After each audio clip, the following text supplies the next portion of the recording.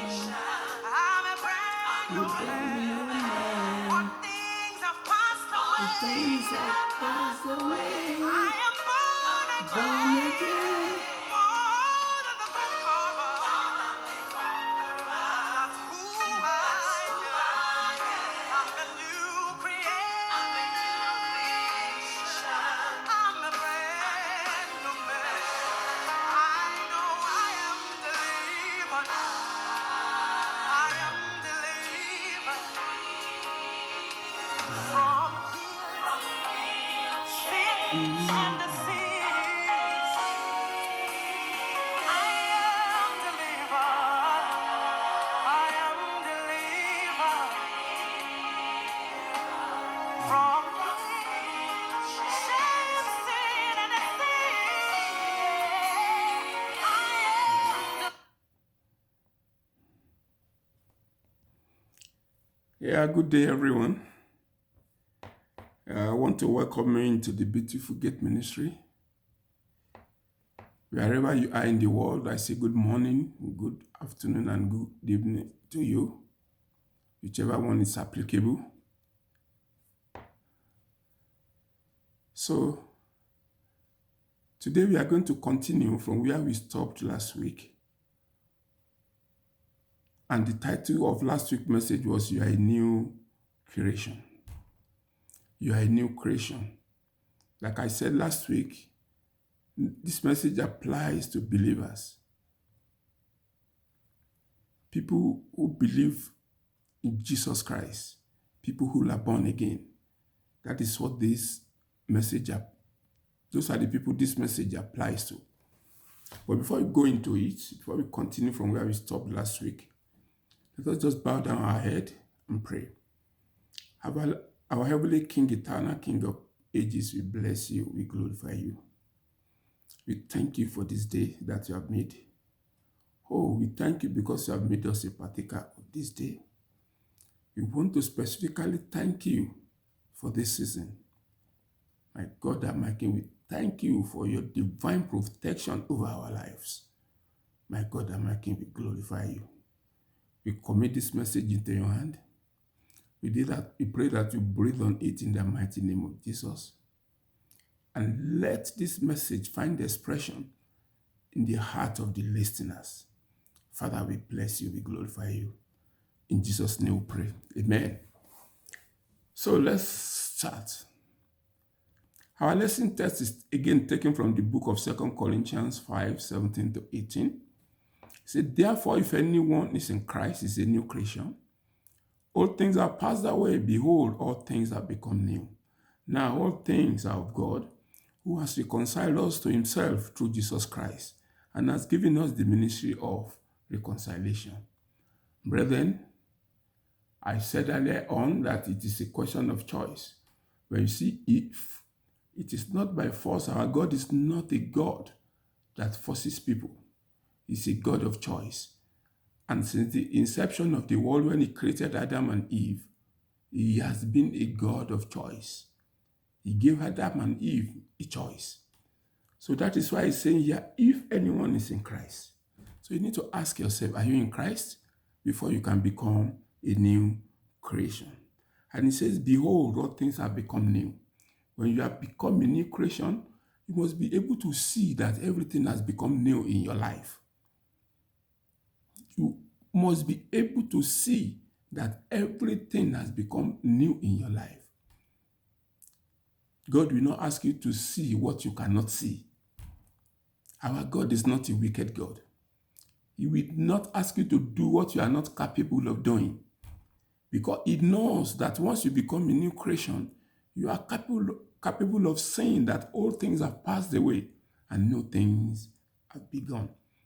Now, let us look at the new look we have in Christ and how Christ expects us to live.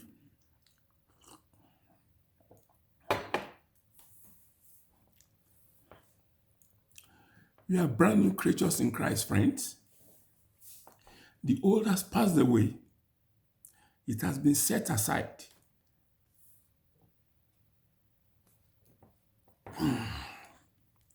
It is destined to remain in the grave forever. We have become new by the work of God, who has brought us to himself in Christ. And that is what God has done to us. He has renewed us and brought us to himself through Jesus Christ our Lord. Let us look at 2 Corinthians 4:16. It says, therefore we do not lose heart. Even though our outward man is perishing, yet the inward man is being renewed day by day. Brethren, you are being renewed day by day. The truth is that we are new creations. And as new creations, we are expected to be renewed day by day, that is by the power that is in Christ. That power renews us, it repairs us, and it restores us back to himself. That is what he has done. He constantly and continuously renews us as we walk with him. As we walk with him, he constantly renews us. It doesn't matter how long you have been a Christian. Every new creation needs this renewal. Every creation needs this daily renewal. So, your relationship with Christ can be renewed on a daily basis. And the truth is that when you are renewed, the old has passed away. They no longer have influence on you.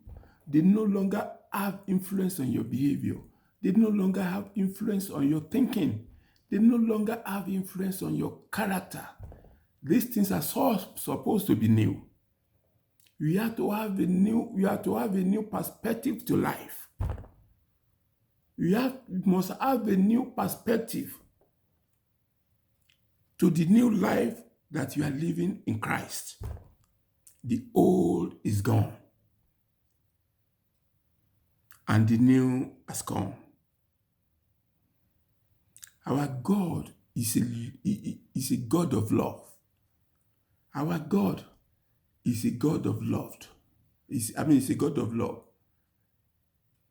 He demonstrated this love on Adam and Eve when they committed that sin in the Garden of Eden. Our God would have destroyed them and create another Adam and Eve, but he did not do so. He gave them another chance. So the newness in us means the power of sin over us has been broken. I want you to listen carefully to that. The newness in us is that the power of sin in our life has been broken. He has given us the power to become what we are intended to be. Brethren, what you are intended to be is in the hand of God. The blueprint of your life is in the hand of God. But sin will not allow you to achieve that. And when you become a new creation, he has given you that power to become what you are supposed to be in life. Brethren, you need to fulfill your plan before eternity can be yours. You need to fulfill the plan of God for your life before eternity can be yours. You have the freedom to allow him to make you what he wants you to make, to be or not. Like I said earlier, you have that freedom to make him what he wants you to be or not. 2 Corinthians 16-18 said, therefore we do not lose heart, even though our outward man is perishing, yet the inward man is being renewed day by day. For our light affliction, which is but for a moment, is working for us a far more exceeding and eternal weight of glory, while we do not look at the things which are seen, but at the things which are not seen. For the things which are seen are temporary, but the things which are not seen are eternal. Don't get discouraged, brethren. Focus on the things that are not seen, because the things that are seen, because the things that you see are perishing one day. But the things that you do not see are eternal. They have eternal value.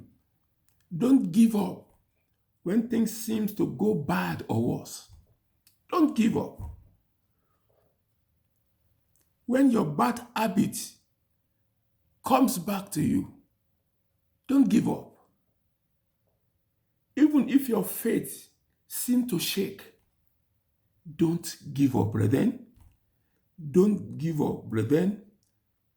Know that you are being prepared for eternal glory. Know that you are being prepared for eternity. Fix your eyes on things above. Fix your eyes on Christ and eternity. When you fix your Christ on that, your faith will not be shaken. Then you find that your situation is being transformed day by day. It may seem to you that the situation is not changing, but Christ will meet you in the presence of your situation and is going to transform you. That is it when you are a new creation. Now, your goal may be to get a good job, a big house and latest cars. But I know you have a responsibility to your family. I know. Your time and attention may be occupied by the necessities of life. I know these things are real and they are necessary. I know these things are necessary in life, but what is your priority in life? On what basis are you building your life as a new creation in Christ? On what basis? Now let me tell you, if Christ is not the source of your success, if Christ is not the source of your goal, you are heading for disappointment. You are heading for disappointment. If the life you live is not for Christ, and not by the power of Christ that resides in you, you are heading for disappointment.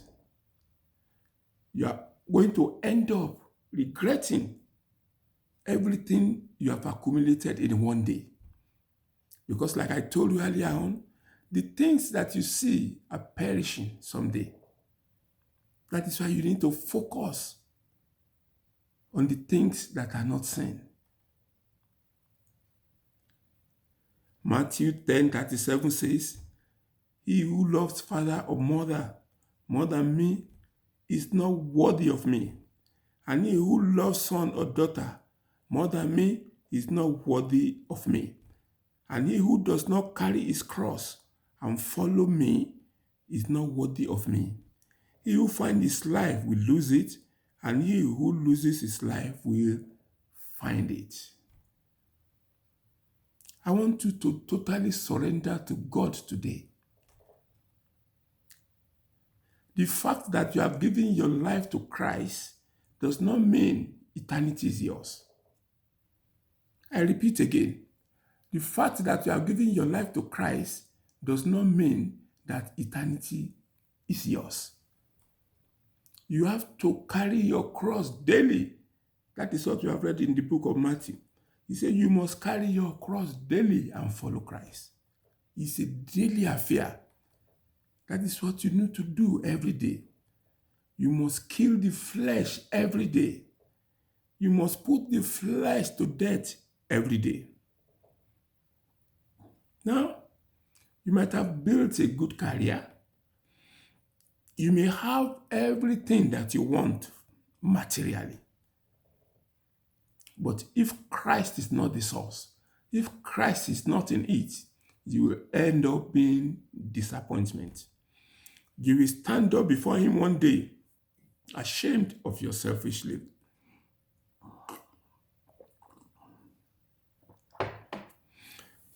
So if Christ is not in it, disappointment is waiting for you.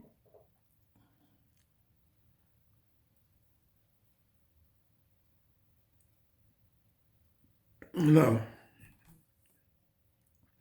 life in Christ does not mean there won't be challenges. There's going to be a lot of challenges as a new creation. Psalm 34, verse 19 says, "Many are the afflictions of the righteous, but the Lord delivered them all out of them." The moment you become a believer, the devil is after your life. I repeat again, the moment you become a believer in Christ, the devil is after your life. Because the devil will have seen that he has lost a soldier or a general in his army. And he will come all out for you. But you do not need to be afraid. Because Apostle Paul says, we are more than conquerors. We are more than conquerors. And the scriptures also says, in this world you will find tribulation. But it said, be of good cheer, because I have conquered the world. That is what Jesus Christ is telling you as a new creation. You will face tribulation. Jesus Christ even faced tribulation. Then who are you not to face? But it is a good thing that you expect it, that the moment you become a new creation, tribulations will come. Because when you don't expect things to happen, they may shock you. But because you have become a new creation, tribulations will come. But it says, be of good cheer. I have overcome the world. You are more than a conqueror. You know who is more than conqueror? A person Jesus Christ, Apostle Paul refers to as more than conquerors. People that are fighting battles from the point of victory. People that are fighting battles from the point of victory. Now, let's take Apostle Paul as an example. Apostle Paul was a man enjoying himself. He was persecuting Christians. He was putting them to jail. He had everything at his beck and call. He was enjoying his life. But the moment he had an encounter with Christ, things began to change. Things began to change. If you look at 1 Corinthians 9:16, he said, "For I preach the gospel, I have nothing to boast of, for necessity is laid on me. Yes, woe is me if I do not preach the gospel." Apostle Paul was dedicated to the preaching of the gospel, despite every tribulation that he faced. If you look at the book of 2 Corinthians 11:22-28, he says, "Are they Hebrews? So am I. Are they Israelites? So am I. Are they the seed of Abraham? So am I. Are they ministers of Christ? I speak as a fool. I am more in labors, more abundant, in stripes above measures, in prison more frequently, in debt often. From the Jews, 5 times I received 40 stripes, -1. 3 times I was beaten with rods. Once I was stoned. 3 times I was shipwrecked. A night and a day I have been in the deep, in journey often, in perils of water, in perils of robbers, in perils of my own countrymen, in perils of the Gentiles, in perils in the city, in perils in the wilderness, in perils in the sea, in perils among false brethren, in weariness and toil, in sleeplessness, often in hunger, thirst, in fastings, often in cold and nakedness, beside the other things, what comes upon me daily, my deep concern for all the churches." Despite everything that he faced, despite the lashes that he got, he said what concerns him is the deep concern for all the churches. What concerns you as a new creation? Everything Apostle Paul went through, he never went through them before the encounter with Christ. He was never shipwrecked. He was not beaten. He was not put into prison. But the moment he became a believer, everything began to happen. The devil will not allow you to rest. the moment you become a believer. So as a new creation, when this thing begin to happen, just expect them. They should not shake your faith. You should stand rigid for it, just like Apostle Paul. You should stay committed. Romans 8:35 to 39 says, who shall separate us from the love of Christ? That is the conclusion of Apostle Paul. He said, who can separate us from the love of Christ? Shall tribulation or distress or persecution or famine or nakedness or peril or sword? As it is written, for your sake we are killed all day long. We are encountered as sheep for the slaughter. Brethren, what can separate you from the love of Christ? Even to the point of death, what can separate you? Remember Stephen in the Bible. He was so dedicated to God. He was being stoned like this, and he still says, Father, forgive them. Are you dedicated to the point of death as a new creation? Remember, even if you are not dedicated now, one day death is coming. Remember, death is coming. So I want you to be dedicated to Christ. Apostle Paul says, yet in all these things we are more than conquerors through him who loved us. You are more than conquerors, brethren, through Christ who loved you, who died for you. Whatever challenges you may be facing as new creation, you are fighting it from the point of conqueror. God has won the battle for you. That is what I want you to know. Therefore, I am persuaded that neither death, nor life, nor angels, nor principalities, nor powers, nor things present, nor things to come, nor height, nor depth, nor any other created things shall be able to separate us from the love of Christ, which is in Christ Jesus our Lord. That is the conclusion of Apostle Paul. Would that be your conclusion today? That is expected to be your conclusion. As a child of God, nothing should be able to separate you from the love of Christ. And I want to thank you for listening. And I pray that this message will find expression in your life in the mighty name of Jesus. Whatever challenges that is trying to shake you, remember, God has won the battle for you. Thank you so much, and God bless you. Let us pray. Our Heavenly Father, we thank you. Eternal Rock of Ages, we bless you, we worship you. We thank you for your word that we have had today. My brother, my God and my King, we pray that this word will find expression in our heart in the mighty name of Jesus. We will not be hearers of the word only, we will be doers of the word in the mighty name of Jesus. This lesson that we have listened to will not stand against us on the judgment day in the mighty name of Jesus. Father, we bless you. My God and my King, we glorify you. In Jesus' mighty name, we have prayed. Amen. So I want to thank you for listening, and I pray that this word will change you. It will solidify your heart in the mighty name of Jesus. Thank you. I want you to share this message and subscribe to it. Bye now.